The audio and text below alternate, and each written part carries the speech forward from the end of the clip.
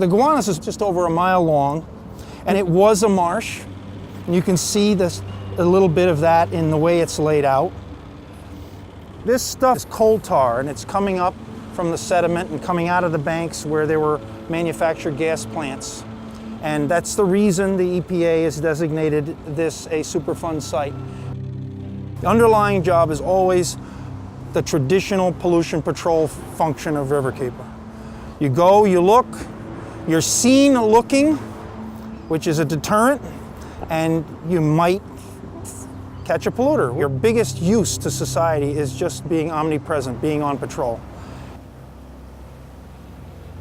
Riverkeeper was started by a bunch of Hudson River fishermen who were pissed off that pollution was going into the river that they love. The environment was their backyard. It was the bathing beaches and the swimming holes and the fishing holes of the Hudson River. And they saw their livelihoods being destroyed, the waterways that they relied on for food, for sustenance, and also for their salaries.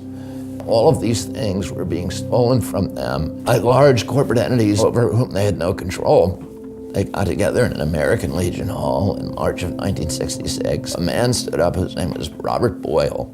2 years before, he had written an article about angling in the Hudson for Sports Illustrated, and in researching that article, he had come across this ancient navigational statute called the 1888 Rivers and Harbors Act, and that statute said that it was illegal to pollute any waterway in the United States. You had to pay a big penalty if you got caught.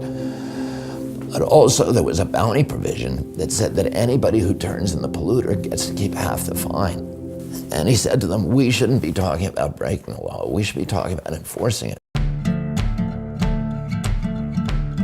Our first big case on the Hudson River was against the Exxon Corporation for actually stealing water from the Hudson. Exxon was sending 700-foot tankers up the river from its refinery in Aruba off the coast of Venezuela. And when John Cronin, who was the Riverkeeper, went to Aruba, he went to the hotel manager when he first checked in, and he said, have you ever heard of the Hudson River? And the manager said, the Hudson River? You want to see the Hudson River? And he pointed at the swimming pool and he said, that's the Hudson River.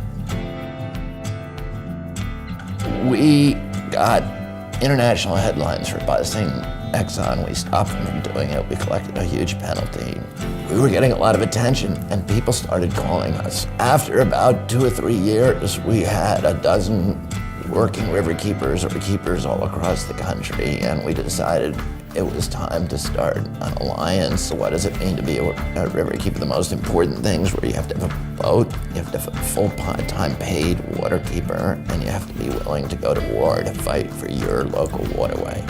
And the Hudson Riverkeeper is really the flagship organization.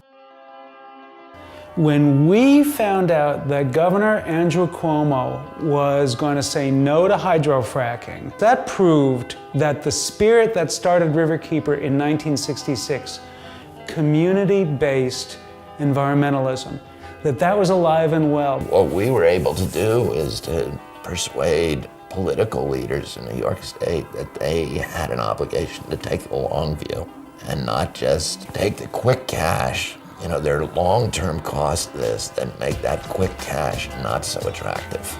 So when we saw Governor Cuomo say no to fracking, we realized that anything is possible. And there is no project that Riverkeeper is more invested in than closing Indian Point.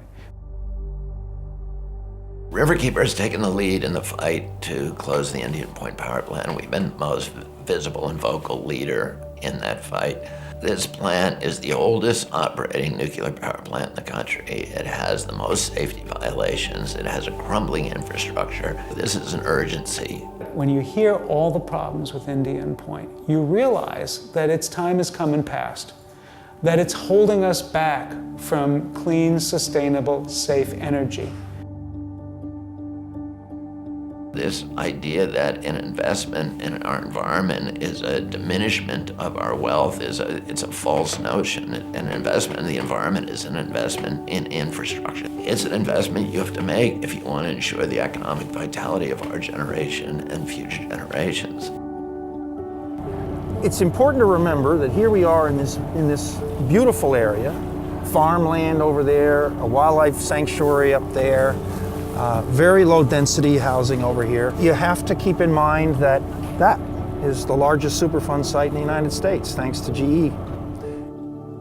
So we're going to have to figure out how we can have our worlds and our lives and have living rivers next to us. And we haven't achieved that yet. So there's a great need to continue working. We decided to convene this meeting because we from Riverkeeper, Guardians of Flushing Bay, and the Swim Coalition, we wanted to meet the community, and we also wanted the community to meet us and hear about the work that we're doing from the environmental world. People see that they can make a difference. They see people winning fights that they were told they were going to lose, and they come to the work, and they're excited about it, and they say to Riverkeeper, can we do that with you? Not can you do that for us, but can we do that with you? So we're about to see a project called the Living Dock, and Newtown Creek Alliance built it this past year. To me, one of the interesting things is as the creek actually does get cleaner gradually, like the rest of New York Harbor, we're seeing more animals come back. And so the dock was built as a way to actually document that stuff coming back and track the different species. There was a tank farm here, meaning a petroleum facility, and that was taken away, and now the property's unused. You can see the marsh trying to rebuild itself. And in the summer, we'll see egret, beautiful white egret. Nature is showing you that if you take your foot off its neck, it will come back. And this is hopeful for me, very hopeful. So we've had Willis aboard, we've had Corinne aboard, we've had a city official aboard. You know, that's what we're trying to do. We're trying to network and multiply outcomes by multiplying partners. Things have gotten better. Things have gotten better. And citizen patrols, citizen advocacy really is the only way out of the dirty past to a hopeful future. There's no other way. All these problems will succumb to public grassroots pressure. That's what I would say. Get involved, and get involved. We're not letting up. We're not going to go away. You know, EPA officials and DC officials and governors come and go. Riverkeeper's there, and we're not going away.